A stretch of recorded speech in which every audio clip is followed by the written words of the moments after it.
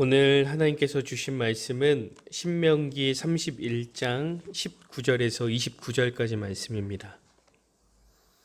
신명기 31장 19절에서 29절까지 말씀입니다.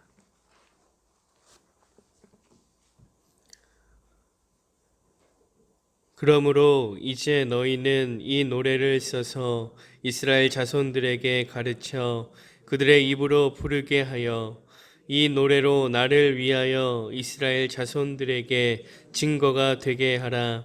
내가 그들의 조상들에게 맹세한 바 젖과 꿀이 흐르는 땅으로 그들을 인도하여 들인 후에 그들이 먹어 배부르고 살찌면 돌이켜 다른 신들을 섬기며 나를 멸시하여 내 언약을 어기리니 그들이 수많은 재앙과 환난을 당할 때에 그들의 자손이 부르기를 잊지 아니한 이 노래가 그들 앞에 증인처럼 되리라. 나는 내가 맹세한 땅으로 그들을 인도하여 드리기 전 오늘 나는 그들이 생각하는 바를 아노라. 그러므로 모세가 그날 이 노래를 써서 이스라엘 자손들에게 가르쳤더라. 여호와께서 또 눈의 아들 여호수아에게 명령하여 이르시되 너는 이스라엘 자손들을 인도하여 내가 그들에게 맹세한 땅으로 들어가게 하리니 강하고 담대하라. 내가 너와 함께 하리라 하시니라. 모세가 이 율법의 말씀을 다 책에 써서 마친 후에 모세가 여호와의 언약궤를 매는 레위 사람들에게 명령하여 이르되 이 율법책을 가져다가 너희 하나님 여호와의 언약궤 곁에 두어 너희에게 증거가 되게 하라. 내가 너희의 반역함과 목이 곧을 것을 아나니 오늘 내가 살아서 너희와 함께 있어도 너희가 여호와를 거역하였거든 하물며 내가 죽은 후에 이르랴. 너희 지파 모든 장로와 관리들을 내 앞에 모으라. 내가 이 말씀을 그들의 귀에 들려주고 그들에게 하늘과 땅을 증거로 삼으리라. 내가 알거니와 내가 죽은 후에 너희가 스스로 부패하여 내가 너희에게 명령한 길을 떠나 여호와의 목전에 악을 행하여 너희의 손으로 하는 일로 그를 경노하게 하므로 너희가 후일에 재앙을 당하리라 하니라. 아멘. 1960년대 마지팔리 선교사는 한국으로 파송을 받았습니다. 그녀가 한국에 도착해서 한국을 둘러보면서 이런 생각을 했다고 합니다. 정말 가난하구나. 이렇게 어려운 나라도 있었구나. 그는 하나님이 이 땅에 보내주신 분명한 이유가 있음을 기억하면서 사역을 감당했는데요. 그녀가 나이가 차서 고국으로 돌아간 후에 2006년 한국 교계에서 그녀를 초청하여 한국을 방문한 적이 있습니다. 그녀는 한국을 둘러보면서 감탄했습니다. 한국이 미국보다 더 잘 사는 나라가 됐습니다. 라고 고백을 했죠. 그런데 그녀는 말을 이어나갔습니다. 하지만 그러한 발전이 과연 영적인 성장으로 이어졌는지는 모르겠네요. 한국 교회에 대한 안타까운 소식을 종종 들었기 때문입니다. 그녀는 이어서 이런 말을 했습니다. 과거를 떠올려 보면 고난 가운데 한국 사람들이 얼마나 하나님을 붙들었는데요. 제가 한국에서 사역할 때만 해도 한국 사람들은 복음에 대한 열정이 엄청 뜨거웠고 신앙이 참 순수했어요. 그런 부분이 지금의 한국을 있게 한 바탕이 됐다고 보는데 라며 말을 흘렸습니다. 우리나라에는 가난한 시절이 있었습니다. 나이가 지긋이 드신 분들은 그때를 생각하며 이렇게 말씀하시죠. 똥구멍이 찢어지게 가난했다. 똥구멍이 찢어지게 가난했다는 의미를 저는 잘 몰랐는데요. 그 유래가 이렇더라고요. 쌀이 바닥나는 그 5월, 6월에는 보리가 아직 여물지 않아서 보리도 수확할 수 없어 굶주려야 했던 때가 그 보릿고개라는 그런 때가 있었습니다. 이때 사람들은 소나무와 연한 속 껍질을 벗겨 삶아 먹기도 하고요. 진흙을 물에 개어서 쪄먹기도 했습니다. 그렇게 소화할 수 없는 음식을 어쩔 수 없이 먹다 보니까 변비가 생겼고 똥구멍이 찢어지는 아픔을 겪어야 했습니다. 그래서 생겨난 말이 똥구멍이 찢어지게 가난했다라는 말입니다. 그만큼 먹을 것이 없었던 시대, 그런 시절이 있었다는 것이죠. 그렇게 누릴 것 없는 그 시대를 살아가는 그리스도인들이 바라볼 것은 딱 하나였습니다. 바로 예수님. 어려운 그 시절에 비록 못 먹고 힘들지만 그럼에도 의지할 분이 예수님밖에 없음을 고백하며 신앙을 지키고 믿음을 지켜나갔습니다. 그때는 정말 신앙이 순수했고요. 담대한 믿음이 있었습니다. 그런데 지금은 어떨까요? 선교사님께서 말씀하셨던 것처럼 잘 사는 한국이 되었지만 과연 영적인 성장도 함께 발전했을까요? 참으로 누릴 것이 많아진 지금 시점에서 우리는 예수님보다 더욱 바라볼 것이 많은 그러한 시대를 살아가고 있습니다. 사실 예수님이 필요 없을지도 모릅니다. 왜냐하면 지금 세상에는 예수님보다 우리의 인생을 완벽하게 책임져 줄 것 같은 것들이 너무나도 많기 때문입니다. 예수님 없어도 세상의 것이면 충분할 것 같은 세상을 우린 살아가고 있다는 겁니다. 그렇다면 이러한 시대를 살아가는 그리스도인들은 무엇을 선택해야 되겠습니까? 육적으로 가난해도 영적으로 부요한 삶을 택하시겠습니까? 아니면 영은 가난해도 육은 부요한 삶을 선택하시겠습니까? 육적인 부요함은 우리의 생이 끝나면 끝입니다. 육적인 성공은 우리의 생이 끝나면 끝입니다. 그러나 영적인 부요함은요, 우리의 생이 끝나도 계속됩니다. 영적인 성공은 우리의 생이 끝나도 세상이 줄 수 없는 기쁨과 감사로 물든다는 겁니다.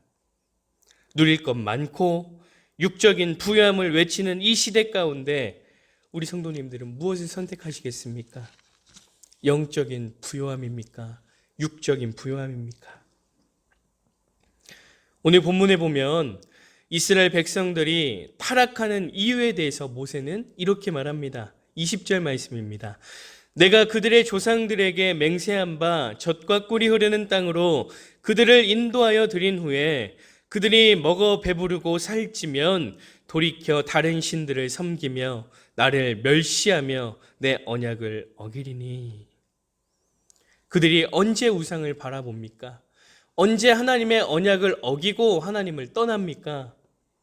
그들이 먹어 배부르고 살찌면이라고 말씀합니다.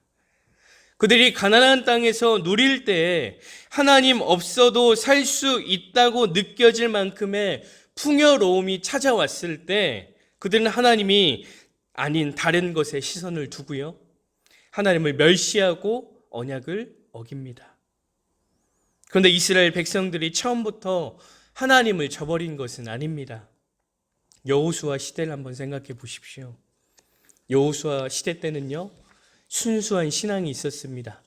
그 담대한 믿음이 있었습니다.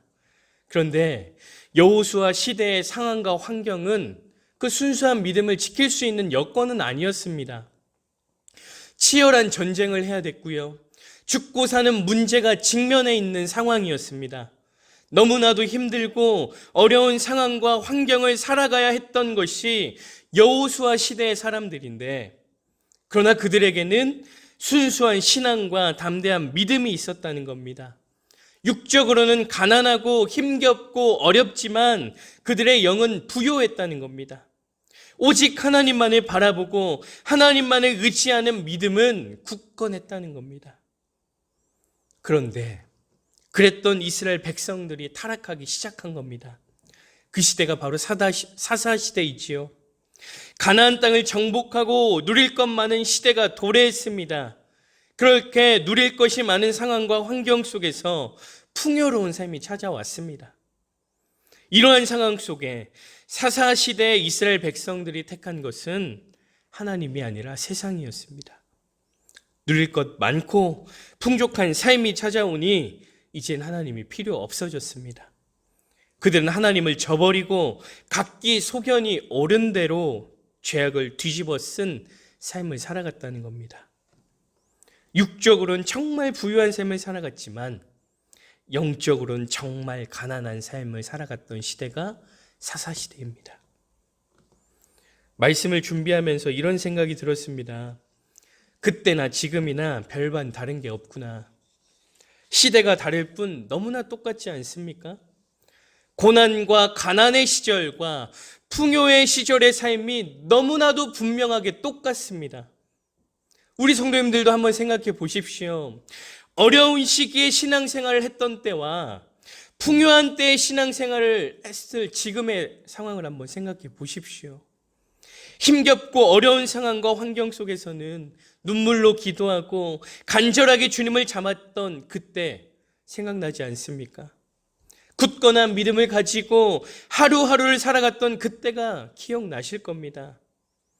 그런데 지금은 어떻습니까? 힘겹고 어려운 상황과 환경 속에서도 주님을 간절하게 붙잡았던 믿음이 아직도 있습니까? 혹여 주님 앞에 간절하게 부르짖으며 믿음을 굳건하게 지켰던 그 시절이 옛 추억이 되진 않았습니까? 사랑하는 성도님들, 과거에나 지금이나 미래에나 성경에서 말씀하는 상황과 환경이 동일하게 펼쳐집니다.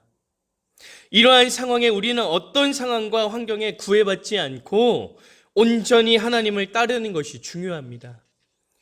왜 하나님께서 여호수아 시대와 사사 시대의 말씀을 기록하게 하셨습니까? 이러한 삶이 반복되어지지 않도록 예방하기 위한 것 아니겠습니까? 바라기는 사사 시대와 같은 일이 반복되어지지 않기를 소망합니다. 그렇다면 이 사사 시대와 같은 일이 반복되어지지 않기 위해 우리에게 필요한 것이 있다면 무엇이겠습니까? 그것은 바로 습관입니다. 일찍 일어나는 습관을 가진 사람은요, 일찍 일어나는 것이 쉽습니다. 매일 운동하는 습관을 가진 사람은 매일 운동하는 것이 쉬울 거고요. 매일 말씀을 묵상하는 사람은 어떻겠습니까? 매일 말씀을 묵상하는 것이 쉽겠죠. 기도를 매일 하는 사람들은 그 기도하는 시간이 되면 기도의 자리로 나아갈 겁니다. 찬양을 매일 듣는 사람은 어떻겠습니까? 세상의 노래를 즐겨하지 않고 하나님의 그 찬양을 즐겨하겠지요. 오늘 말씀에서도 그러지 않습니까? 모세가 노래를 만들고 말씀을 계속해서 들을 수 있도록 그러한 상황들을 만들지 않습니까? 그렇습니다. 우리에게 필요한 것은 습관입니다. 하나님의 자녀답게 살아갈 그 습관 말이죠. 바라기는 성도님들의 영적인 습관이 회복되어지길 소망합니다.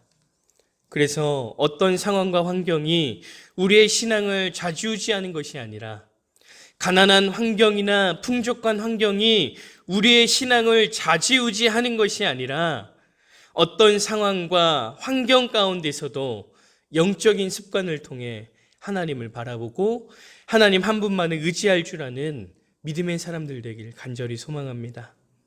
그래서 하나님이 책임지시는 그 여호수아 세대와 같은 은혜의 세대가 되는 것뿐만이 아니라 성도님들의 영적인 습관을 따라 우리의 다음 세대도 하나님을 알지 못하는 세대가 아닌 하나님을 기쁘게 하며 하나님을 높이는 믿음의 세대가 되기를 간절히 소망합니다. 우리 함께 기도하시겠습니다.